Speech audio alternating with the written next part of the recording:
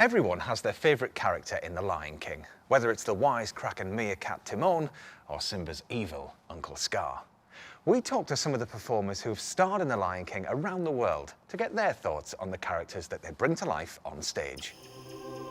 He is a diverse character. That's what Simba is. He's just a restless wanderer. He's just wandering around, jumping around, trying to find a better place because he's traveling through the jungle with Timon and Pumba.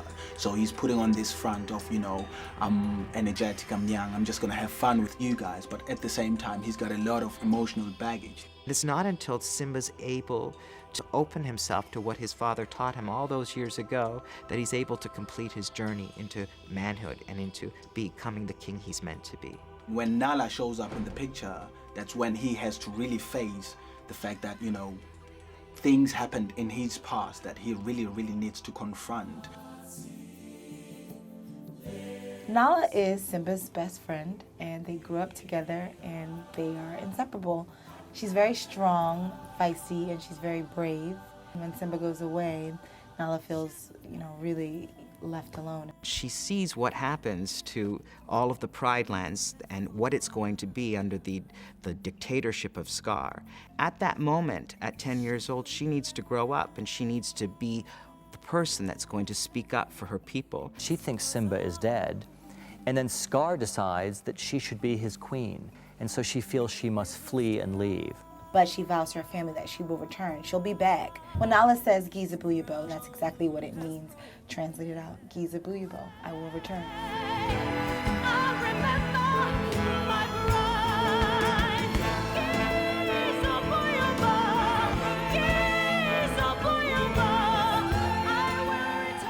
Nala is a strong woman. She's the one who comes in with the power and the strength and the heart and conviction to take care of her people.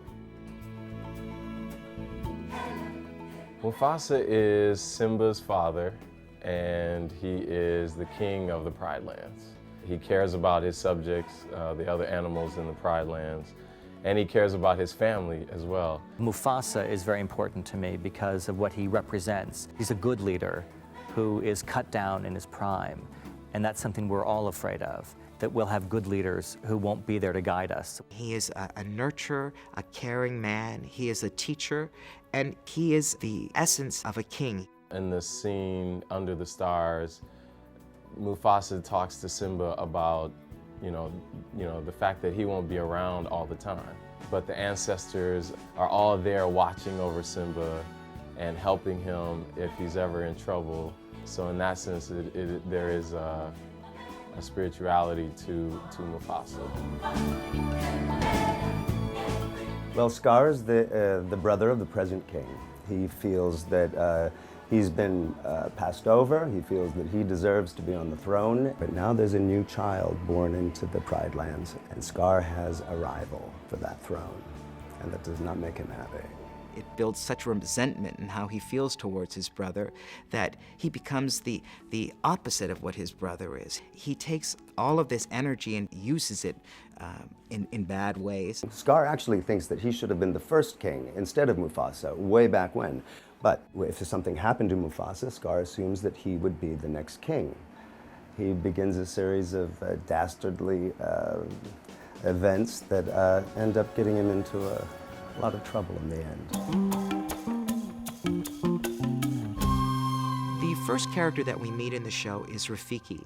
And the first sound you hear is this cry across the savannah announcing that the king is born. When I compare the characters between the film and the stage show, Rafiki is the one who emerges most because we get so much more time with Rafiki.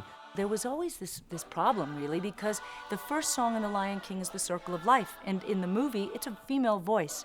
So this made sense because now we had Rafiki being the person who would sing that. She really became an important person in expanding and bringing something major to this piece that's not in the animated cartoon. He's a very funny character, but he does not have the spirituality that the Rafiki now has. She is, in South African terms, what's called a sangoma.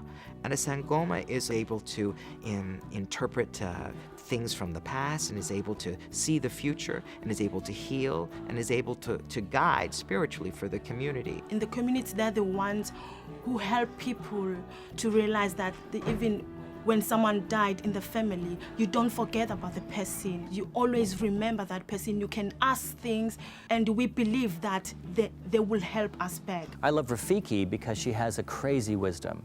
We don't always understand why she's telling us what she's telling us, but it does add up. She helps Simba realize his role in the Pride Rock.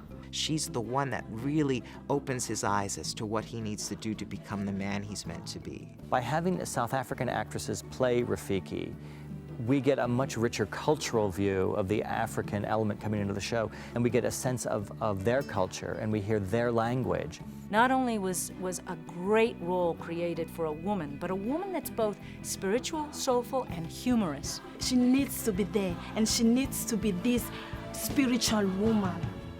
This sangoma, the real sangoma. Zazu is the King Mufasa's major domo. He's the assistant to the king. His job is to keep the king informed of what's going on in the kingdom and to make sure protocol is followed from the elephants down to the moles and everything. He tries to keep everything in order. He can make the king laugh, he can, give the king great insight, and yet he's this tiny little bird. He's the one who's able to give him advice on his son and on how to handle situations that no one else can do. When the kids are running around, he's supposed to take care of them and advise them and show them how things are supposed to be done. And since they're kids, they don't really want to listen to an old bird trying to tell them what to do or what the good thing to do or the bad thing to do is, and of course he gets in trouble himself. Timon seems like he has all the wits about him, but he really doesn't. And he actually relies a lot on Pumba. Pumba's a lot smarter, than he thinks and what Timon gives him credit for. He relies on Simba's strength and Timon's wits to get by, but he serves a purpose as sort of the mediator between the two. I think that Timon and Pumba come into Simba's life at the perfect moment. He's lost his father, he's lost his home, and he's run and run and run until he's exhausted. There's a line that Timon says, when the world turns its back on you, you turn your back on the world. And I think they finally realize that isn't always the best philosophy. They've turned their backs on their responsibilities. They're just out for themselves. And in watching Simba, they realize they can be part of something too.